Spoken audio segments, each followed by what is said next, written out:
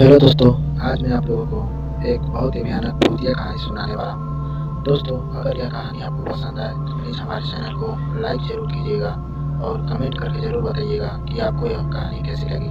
तो दोस्तों, चलिए हम वीडियो शुरू करते हैं। हेलो दोस्तों, कहानी यह उस भयानक रात की है जब हमने हमारी मौत को करीब से देखा था। ये कहानी शुरू होती है 21 दिसंबर 1986। मैंने और मेरे दो दोस्त रमेश और सुरेश ने प्लान किया था कि हम 31 दिसंबर को नानीगढ़ में कैंपिंग करेंगे और नए साल का पहला दिन वह जगह एक्सप्लोर करेंगे।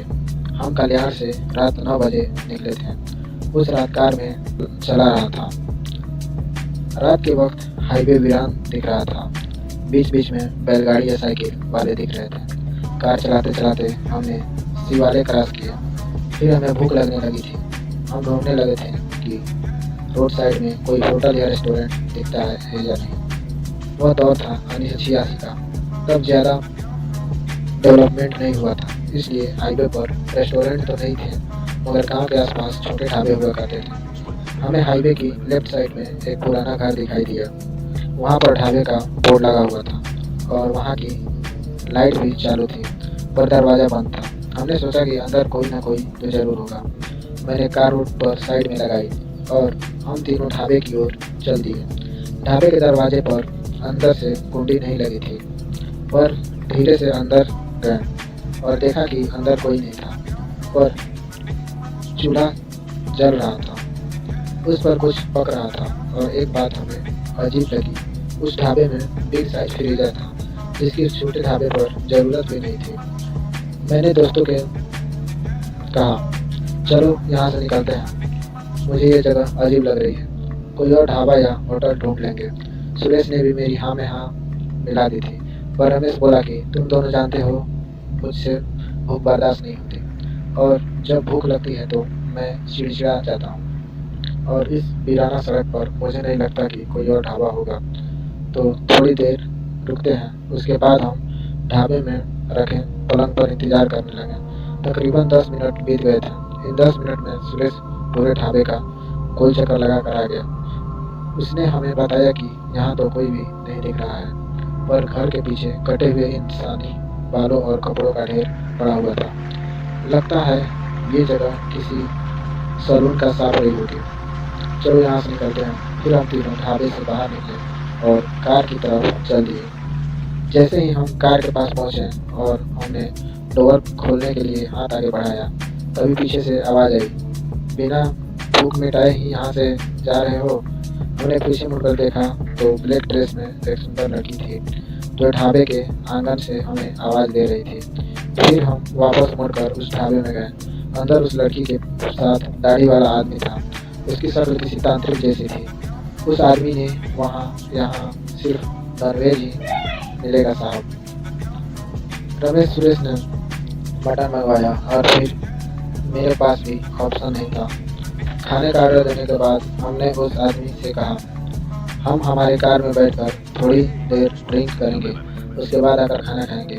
उसने तो कहा कि आप यहाँ बैठकर भी पी सकते हैं। फिर मैं गाड़ी में से हमारे लिए ड्रिंक्स लेकर आया।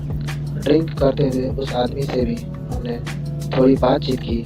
उसने खुद का नाम अधीरा और लड़की का नाम वसुंधरा बताया और कहा कि वह पास ही गांव में रहते हैं और बस समय बिताने और शौक पूरा करने के लिए ढाबा चलाते हैं। हमारा ड्रिंक ख़त्म करने तक टेबल पर हमारे लिए प्लेट्स लगा के रखी थी।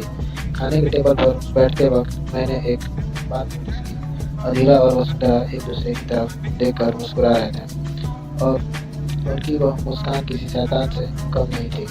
खाना खाते वक्त रमेश ने पूछा कि यह मटन के पीस इतने बड़े क्यों हैं? तो अधीरा ने अजीब सी आवाज़ में जवाब दिया कि बड़े टुकड़े खाने से मज़ा आता है। यहाँ हमेशा बड़े टुकड़े ही परोसे जाते हैं। हम खाना खाने और बातचीत करने में व्यस्त हो गए। उस वक्त हम काफ़ी नशे में थे। तभी मैंने उस दोनों को जल्दी जल्दी में ढाबे से बाहर जाते देखा, पर नशे की वजह से मैंने उस पर ध्यान नहीं दिया और फिर से हंसी मजाक में बिजी हो गया। हम दोनों में सिर्फ सुरेश ही ड्रिंक नहीं करता था, इसलिए खाना ख़त्म करने के बाद मैंने सुरेश से कहा, तुम बिल दे आओ। हमें जल्दी निकलना है। फिर सुरेश अधीरा को ढूंढने लगा। उसने ढाबे के आसपास चेक किया, पूरे ढाबे का कोई चक्कर लगाया, पर वह दोनों कहीं नहीं मिले। और फिर हम दोनों ने भी ढूंढा, पर कोई फायदा नहीं हुआ। इस बीच उस जगह कहीं से धुआं आने लगा। हमें घबराहट सी होने लगी और डर के मारे हम तीनों कार की ओर दौड़े।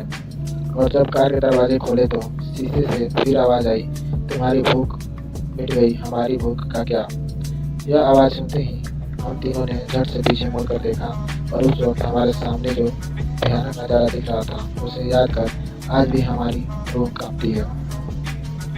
सामने खड़ी उस लड़की वसुंधरा के चेहरे पर खून लगा हुआ था और सबसे भयानक बात, उसके हाथों में एक कटा हुआ इंसान का सिर था जो उसने फ्रीजर में निकला था। और वसुंधरा की बगल में अधीरा भी खड़ा था जो कि एक हैवान की तरह खून में नहाया हुआ था। और उसने हाथ में एक कटा हुआ इंसान हाथ था जिसे वह बार बार अपने हाथों से किसी जानवर की तरह तोड़ तोड़ कर खा रहा था। ये सब देखकर डर के मारे हमारी तो हालत खराब हो गई थी।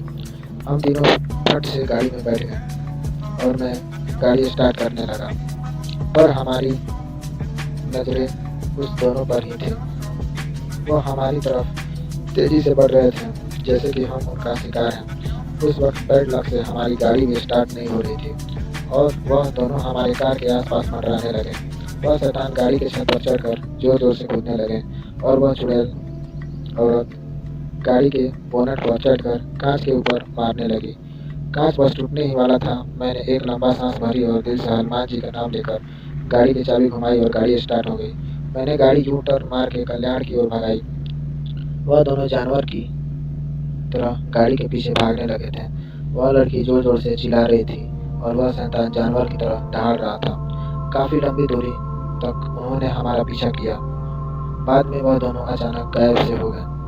उस भयानक नज़ारे को देखने के बाद हम घर वापस लौट गए और सुबह तक रमेश के घर रुके। सुबह होते ही अपने अपने घर लौट गए। तो दोस्तों, कैसे लगी हमारी यह कहानी कमेंट करके जरूर बताएं। मिलते हैं अगले वीडियो में, तब तक के लिए धन्यवाद।